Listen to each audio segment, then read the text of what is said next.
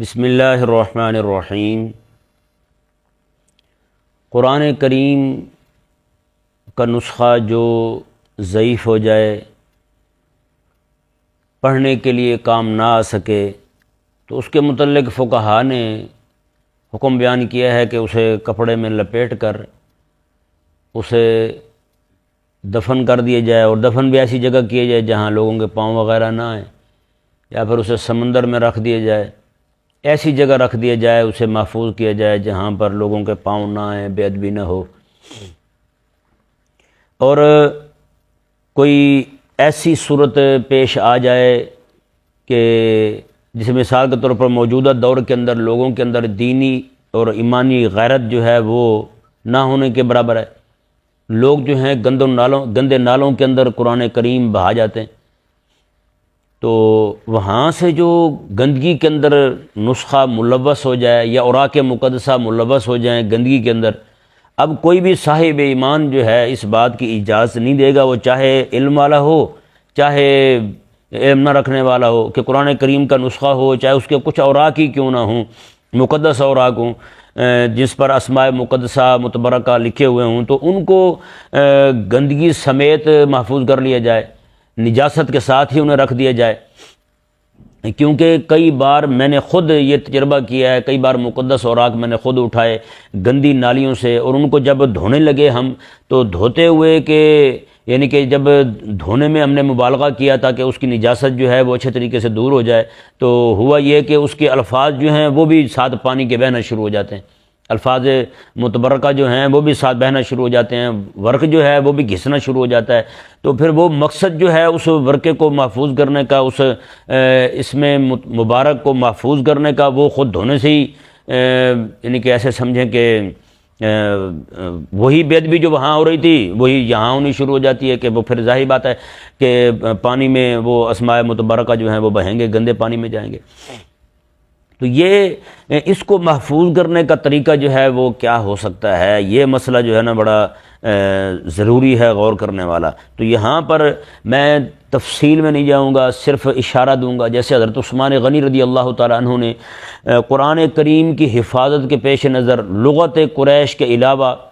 ساری لغات پر مشتمل جو نسخہ جات موجود تھے سب کو لے کر کے آپ نے احراق کا حکم دیا، یعنی ان کو جلانے کا حکم دیا آپ نے، صرف قرآن پاک کی حفاظت کے پیش نظر۔ تو اسی طرح کر کے اگر کوئی بندہ مومن بندہ ہو، یہ میں شرط لگا رہا ہوں، ادب والا ہو بندہ، وہ اگر یعنی کہ ایسا کہیں سے کوئی اوراق مقدسہ میں سے کوئی حصہ پائے جو گندگی کے ساتھ ملوث ہو چکا ہو، تو اسے جلا کر کے اس کی راکھ مبارک جو ہے اسے محفوظ کر لیتا ہے، تو یہ بے ادبی والا پہلو نہیں ہے، اس میں کوئی گستاخی والا معاملہ نہیں ہے۔ میں اس بات کو سمجھانے کے لیے ایک دو مثالیں آپ کے سامنے رکھنا چاہتا ہوں۔ جیسے کوئی بندہ یہاں پر قرآن پاک کو پکڑے اور اس میں سوا مار دے، تو سارے لوگ کہیں گے یہ بے ادب ہے، گستاخ ہے، اس کو پکڑ لیں گے، ہاں جی،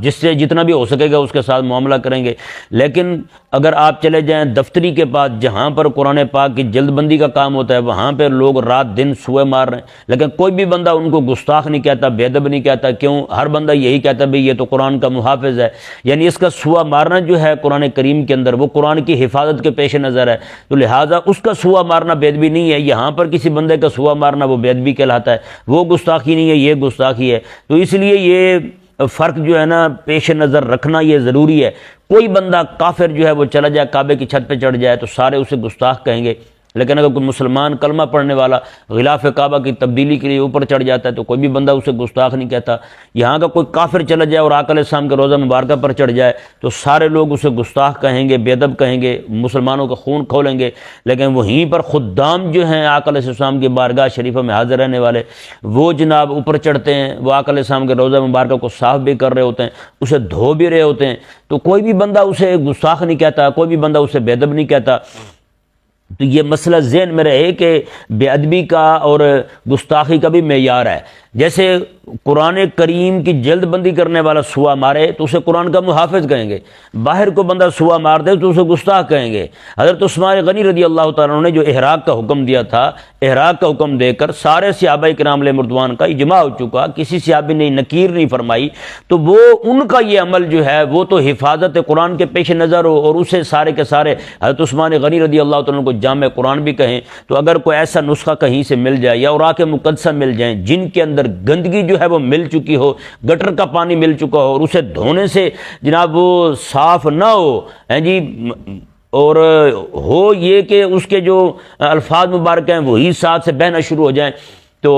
ایسی صورت کے اندر ایسا بندہ جو یعنی کہ قرآن پاک کی حفاظت کے پیش نظر، قرآن پاک کے ادب کے پیش نظر ایسے نسخوں کو جو گندگی کے ساتھ ملوث ہو چکے ہوں ان کو جلا کر کے ان کو شہید کر کے ان کی راکھ جو ہے اس کی حفاظت کر لیتا ہے، تو اس میں کوئی گستاخی والی بات نہیں ہے. اسے بھی قرآن کا محافظ کہا جائے گا، قرآن کی حفاظت کرنے والا کہا جائے گا. بھئی قرآن کے گستاخ تو وہ ہیں جو گندے نالوں کے اندر جا کر کے قرآن کو بہا رہے ہیں، قرآن پاک کو وہاں ڈال دیتے ہیں. یہی آپ دریائے راوی کو دیکھ لیں، اس میں گندا پانی، گٹروں والا پانی آتا ہے، لوگ پانی نہیں پیتے، کیوں جی گندا پانی ہے، قرآن کیوں وہاں پہ رکھ رہے ہیں، قرآن کیوں وہاں ڈال دیتے ہیں بھی، اس وقت پانی وہاں کا پاک صاف ہو جاتا ہے. یہی ٹھوکر والی نہر جو ہے یہاں پر بھی لوگ اتنی تعداد میں قرآن پاک وہاں ڈال جاتے ہیں، نعوذ باللہ من ذالک. گندے نالے میں آپ رائے بنڈ کی طرف جائیں، راستے میں گندا نالا آتا ہے، وہاں لوگ قرآن ڈال جاتے ہیں. کون ڈال جاتا ہے